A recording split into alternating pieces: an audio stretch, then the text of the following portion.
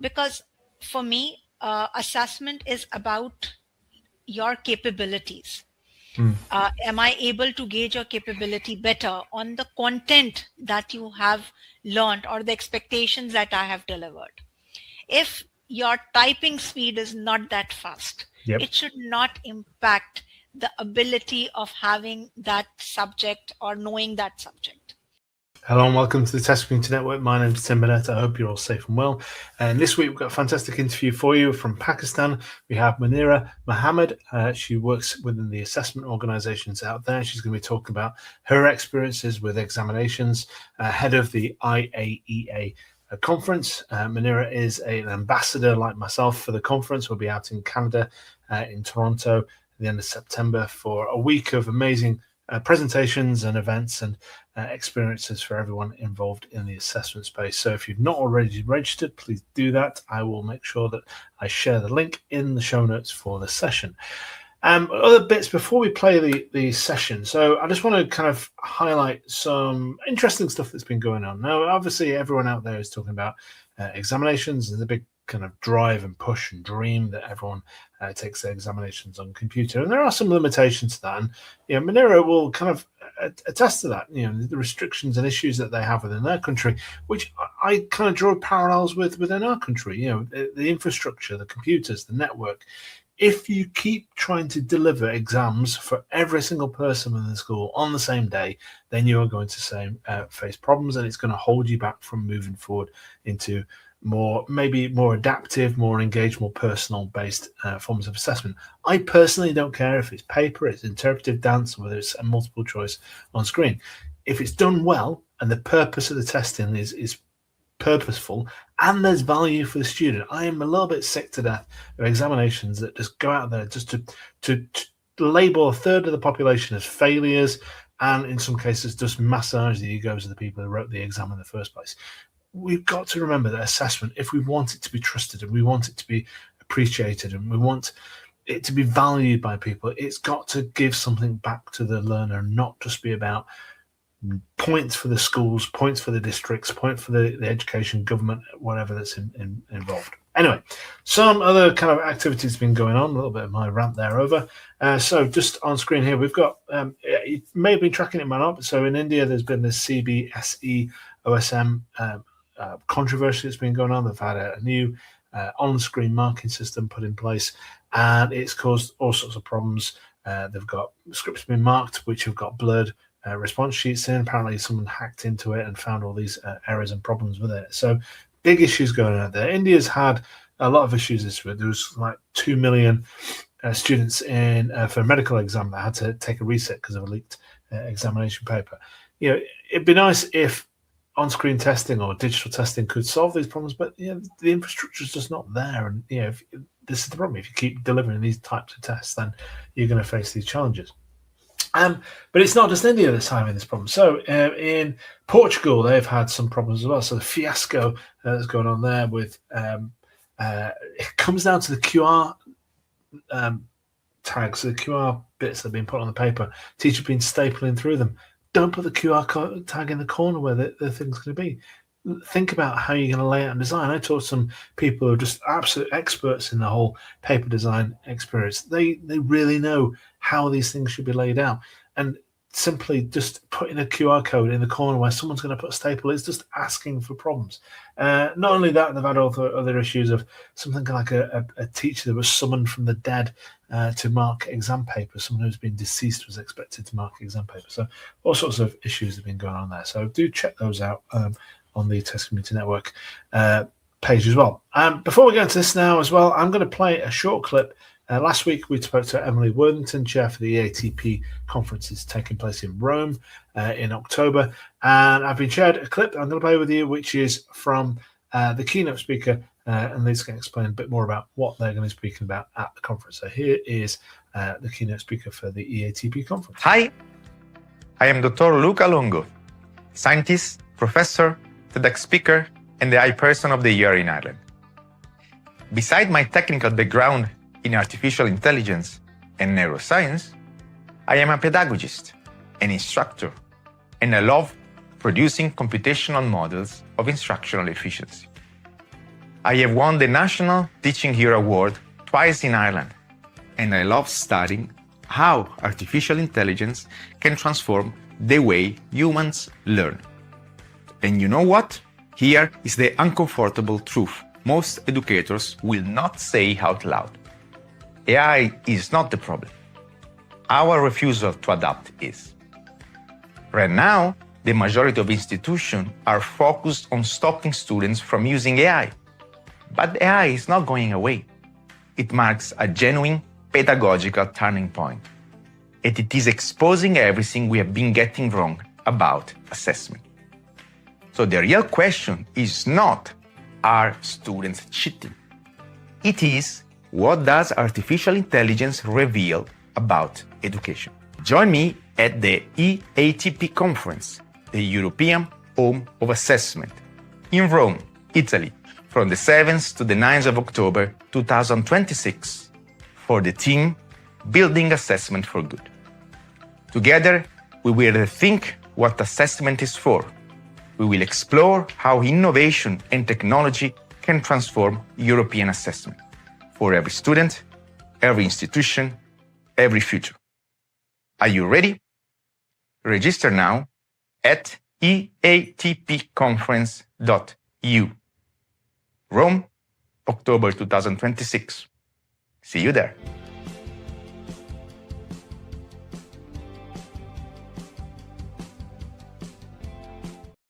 There you go. So it's going to be a really good conference. I'm really looking forward to it. I've got doing a workshop on the first, the kind of pre-workshop day. Myself and Joss are putting together a workshop on AI. We did a similar one last year. It's going to be even more exciting and engaging this year, I'm sure. And I'm involved in a couple of presentations there. So I'm really excited to go there. A really great conference. I'm really looking forward to seeing you all in Rome. But before we go to Rome, we've got to go to Toronto. We've got to go over to Canada. And this is where myself and Munira will be there. We'll be presenting at the IAEA conference in Toronto. And I sat down with Munira just to learn more about her work, her role, her experience, what's the exam systems like in Pakistan, what the challenges they face. And we talked about pixels, trust, and paper as well. So there we go. I'll put this interview on now. Thank you very much. Marina, welcome. Are you well? I'm absolutely doing well, Tim. How are you? I'm good. And I'm really fascinated to have this conversation because I'm going to be honest. You're from Pakistan, and I don't get a chance to chat to too many people in Pakistan, and that's what this whole IAEA ambassador thing has done, hasn't it? So, do you want to introduce yourself to the Test Community Network? Tell us a bit about your background, where you work, and what you do. Okay, Tim. So my name is Munira Mohammad. I work in Pakistan at Aga Khan University Examination Board. It's a private national examination board that conducts secondary school certificate and higher secondary school certificate examinations across the nation. My role in the entire process is basically I lead a team of experts, not only in terms of psychometrics, statistics, and assessment, but also the team of experts in terms of academics to ensure the quality of the test tool and the quality of the results that we announce. In terms of IAEA and being an ambassador over there, it has been an amazing journey, I would say, so far, because IAEA is actually a platform that gives you a connection with multiple practitioners, researchers that work in the field of. So sharing the similar experiences, bouncing ideas across each other has always been a novelty for me. And in that, telling people how rich has been my experience and how they can also benefit from a similar experience that I have has been great. And that has really also helped me reflect back and see how much more advantage I can take out from IAEA in the upcoming conference. Excellent. I'm really excited. We'll get to meet in person in Toronto in September, won't we? Which I'm really looking forward to. And just tell me, just give us an insight into how the exams work, what the delivery is like in Pakistan for these exams, what the marking's like. Just fill the kind of picture in for everyone as to how it works. Okay. First of all, we have a paper pencil test that is done. So the exam is conducted throughout the country at the same time, at the same time, but different locations. Yeah. So we have the process is the same. The school needs to get affiliated with us to take us the program that we offer for secondary and higher secondary school education certificate. Once they take it up, they get our expectation in the terms of a syllabi document, a resource guide, a pacing guide, a model paper, etc. There are teachers. We train teachers as well before they go into the classroom to communicate to them our basic expectations that are there.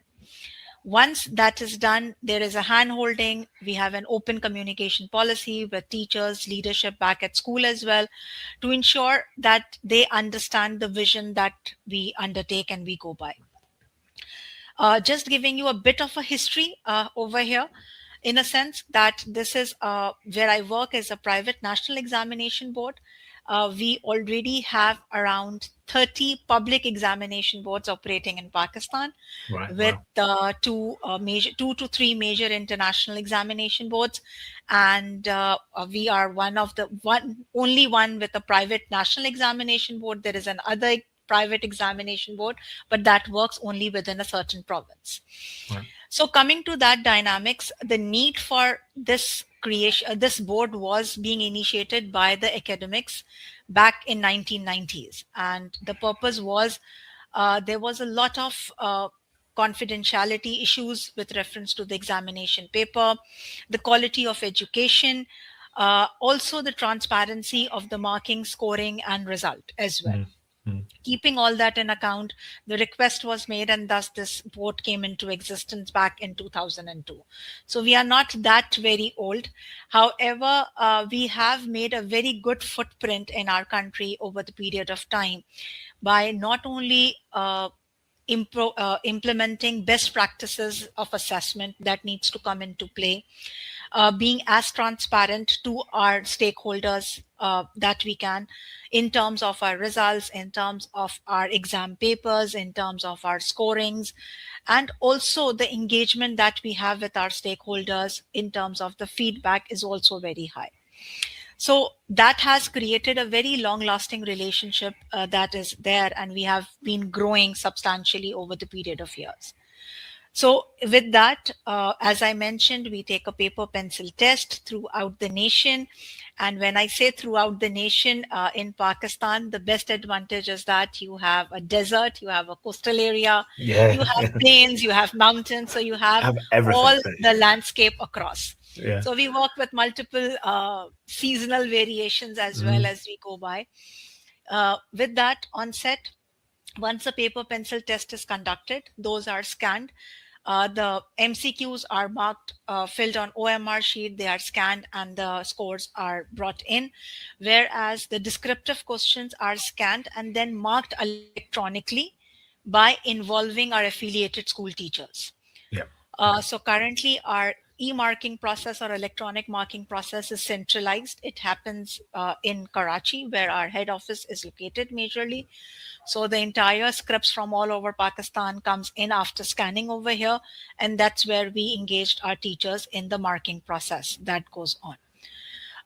That marking process also is a two-way process, which engages the teachers in a lot of conversations, not only with our staff, who is responsible for the development of the test tool, but also amongst each other in sharing of ideas, pedagogies, approaches by which they take things back into their classrooms.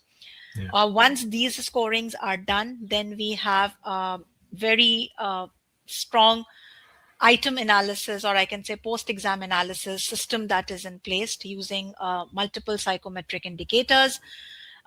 We work with classical test theory as well and rash modeling as well.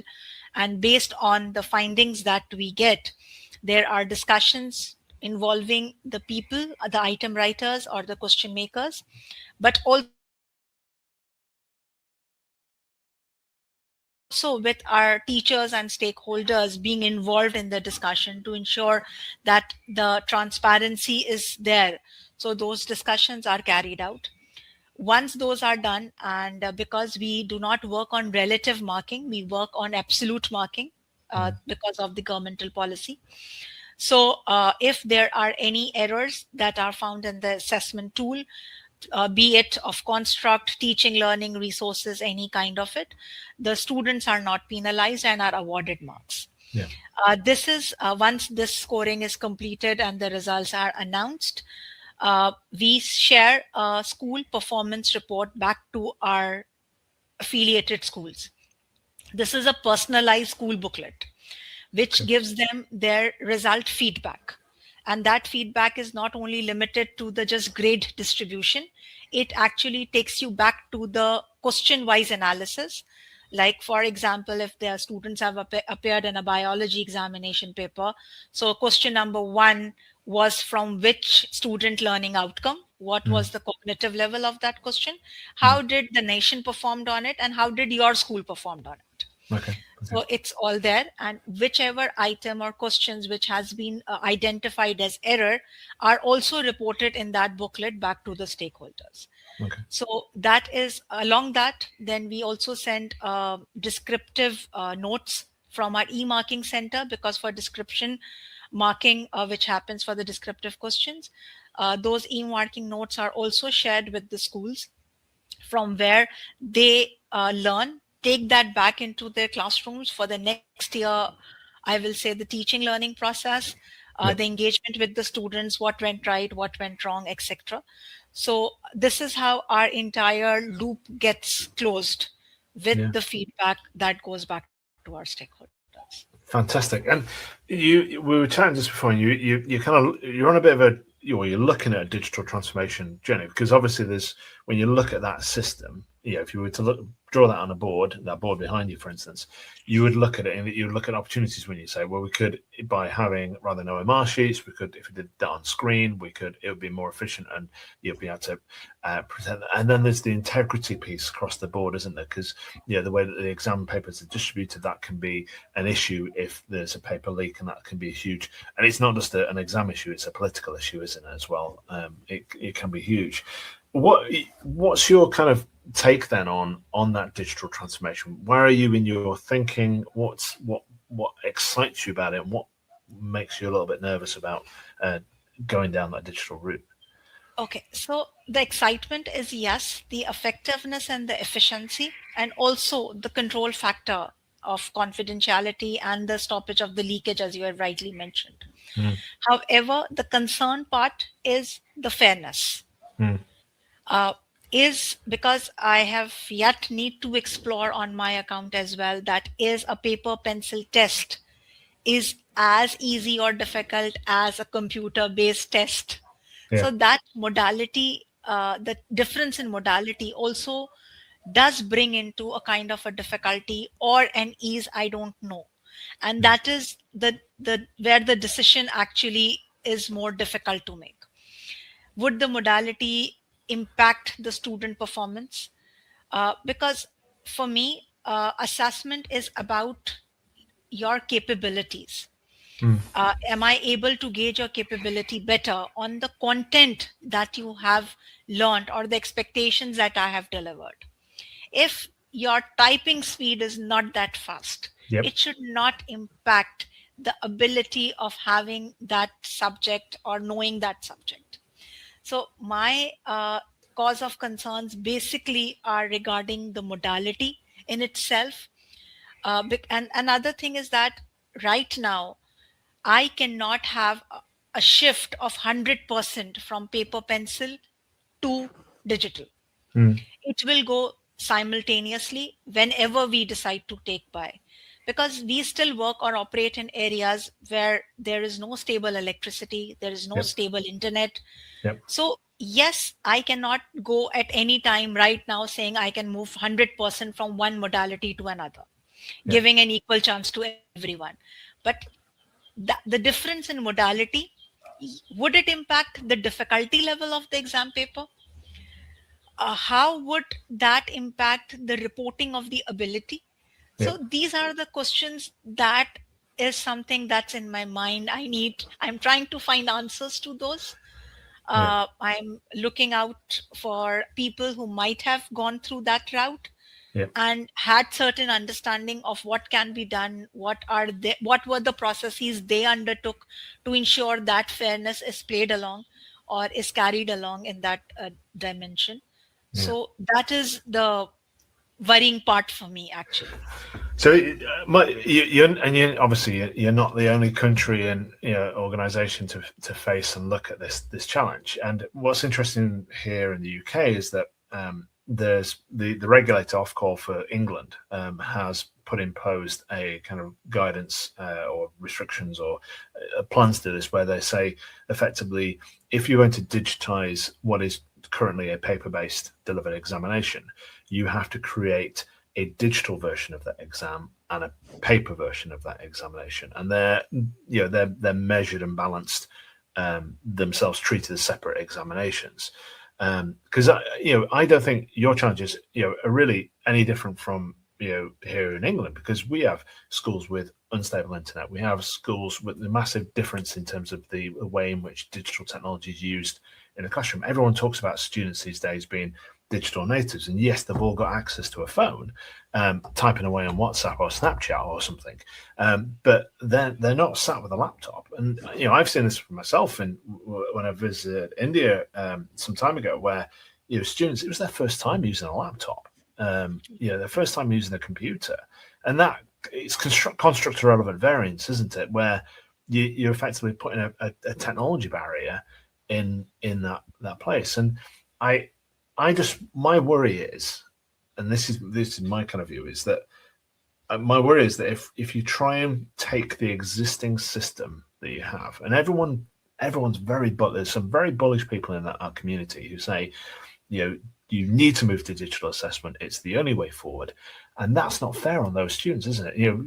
Absolutely. Yeah. So, and I don't think they should do that. I don't think you should take your existing exam and do that. I think the value from this process should be in the idea of, well, rather than doing a school leaving examination which determines the future and labels that half the candidates as success and half as failures, why not introduce an adaptive testing approach where it doesn't actually matter that they all take it on the same day. They take it when they're ready, and all it does is give them feedback back and value back to them to say, this is where your strengths are, this is where your weaknesses are. Because we all continue in education. I think this is the other thing that I find frustrating is we're in a world now where we're in continuous learning, aren't we? We are all going to be learning constantly throughout. Learning doesn't stop when you finish school, finish university, finish college or whatever. So better for all assessment to carry on value, for that ongoing journey. And therefore, why try and replicate what you're doing now? Why not rethink what you're doing now? And there's been some great studies with that. What's your thoughts on that? Would you rather kind of let's just rethink the whole system, or do you feel that that's nice, Tim, but we still have to continue with what we do because that's the way it's always been done? Okay, so Tim, I will not say we'll continue with it because that's the way it is being done, but I will say we'll have to continue with it because that is how our students are trained. I completely agree with you that our students are very much techno-savvy in terms of using a mobile phone. Yeah. However, using a laptop or actually attempting a paper on a laptop or a desktop is a very complete different experience in itself. Yeah. So it's not only about just your typing and everything, because you're not just judging their language skills over here. You are also judging their motor skills at times as well, because when you come to mathematics, there are motor skills that also comes into play and becomes involved. So it's not only about that needs to go in. Unfortunately, it's not that there is a dire need to move this system from this set to that set. It's about thinking as I mentioned earlier, how can we become more efficient? Secondly, if we are able to introduce a technological system, maybe not at a high stake level in that respect, but that technological system can also be there for us to measure their competencies, different work, even if we have a good system back over here, not only with assessment of the students, but also with reflection to how the school-based scores can come to an exam board. How does their transparency or accountability can be maintained? How our students can verify or can be can be assured that yes, this is the scores that I have done, and I am being scored on my capability or ability that I have performed. So I think we are not in a hurry as such to move from one set to another completely. And as I mentioned, even if we do decide to, it will never be 100% shift at all, because it's resource wise, it is not possible. Even in big cities, it was heartening to see that we share the same problems despite of the differences of developing or the developed. But even in the big cities where there are a lot of resources, the problems does exist. So we are not able to move directly onto it, but just to increase the timings, just to increase the efficiency, the effectiveness.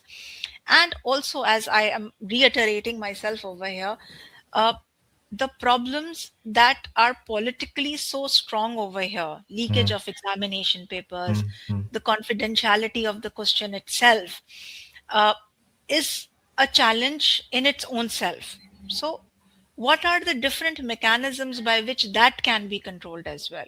So technology is not just looked at as a perspective of changing students doing a paper pencil test to students doing a screen test, I will say.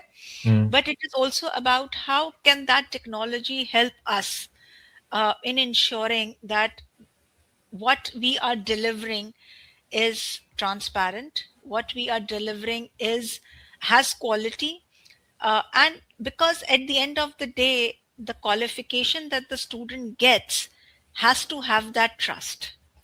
Yeah. Because if that trust is not given in or it's not maintained, then the modality is of no use. Yeah. And I fully, I'm excited to sit down with. I'd love to have this a longer conversation at IAEA. And what is that? What's exciting you most about going to the conference? Is it just being able to sit down with other people having the same challenge in their country? Yes, that's one thing. Okay, let me be very honest over here. It's heartening to see that it's not only us who's facing the same challenges. Yeah, because it's like mostly it's like the world is divided into two, as we can say, the north and the south. So the north doing wonderful work with technology, with everything that goes by, and the south is actually trying to catch up. But when we go to these conferences, we realize that the problems remains the same, because by default we are actually addressing the same set of humans which are there, irrespective whether they are in the north or whether they are in the south. So the problems, the difficulties, the challenges are the same. And it is really heartening to actually bounce off ideas. Because you find like-minded people over there. You find people who have gone through those same difficult questions that you and me are talking about right now. So you get to hear their thoughts. You get to hear multiple perspectives that might come into play. Because the last previous conference, if I reflect back, I was engaged in a conversation, something like that only, with reference to it. And there were things like, oh, wow, I never thought of this. Let me look at it from this perspective or this angle.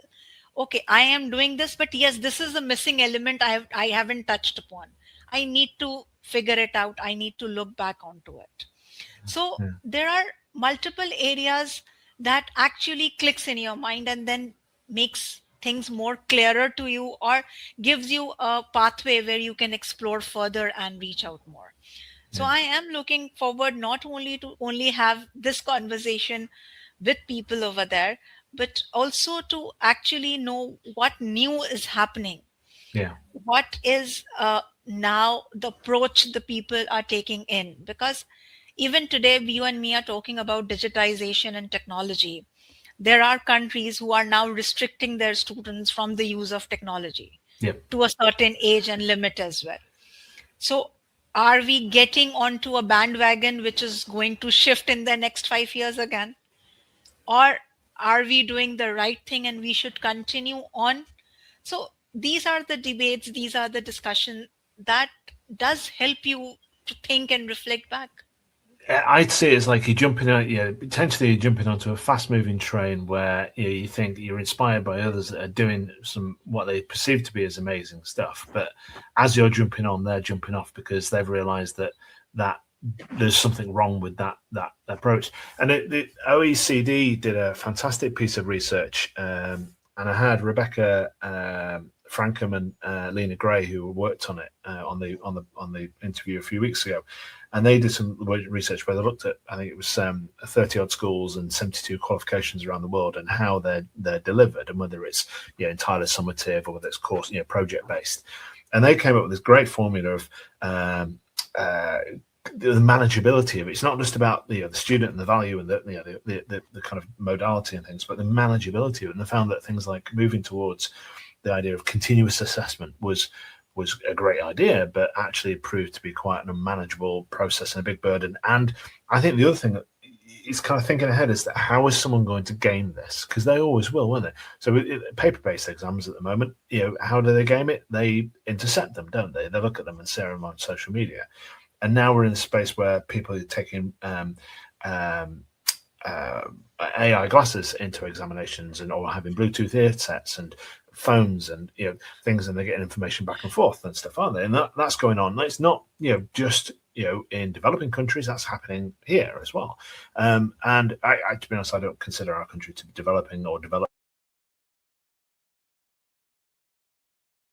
I actually see we're regressing a little bit here, if I'm perfectly honest. But so it's kind of thinking that ahead as to what's going to happen, because every time someone comes up with a new idea and they implement it, they then change it, don't they, down the line? So it's a constant shifting thing, isn't it? The variables are constantly around us.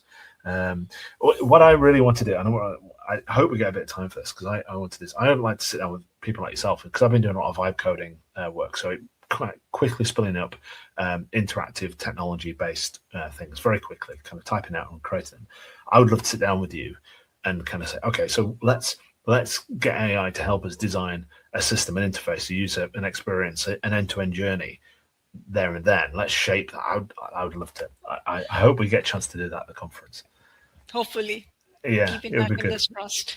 It'll be good. Well, I'm really excited to be joining you in Toronto. I hope you're looking forward to it as well. Is it just yourself? Are you going to be a small team? Are you going to be presenting as well? Are you there? Yes, actually, I am going to be presenting 2 of the abstracts over there. One is on the school performance report that we share to our stakeholders and how it is being used in terms of not only the feedback, but from the examination perspective as well. How does it ensure the transparency of the entire process that we undertake and contribute towards the trust of the qualification that goes by? And the second one is actually regarding our examination test tool makeup design that we work with, because as I mentioned, confidentiality is a huge factor for us. So we cannot engage classroom teachers for our review processes before the examinations are conducted. Yeah. So the test items are made by subject experts, which are in-house. So we work on a system, we a standard setting, we take it off Angoff method, but we use it a modified Angoff method. So we set up a difficulty, we predict a difficulty of an item by the internal, and then we take it forward for an exam. But before the results or the scores, we invite the teachers, we take their predictive value as well. And my other research is regarding how the prediction shifts from internal to external. What are the factors that impact them and how much aligned they are to the actual performance of the student that we conduct.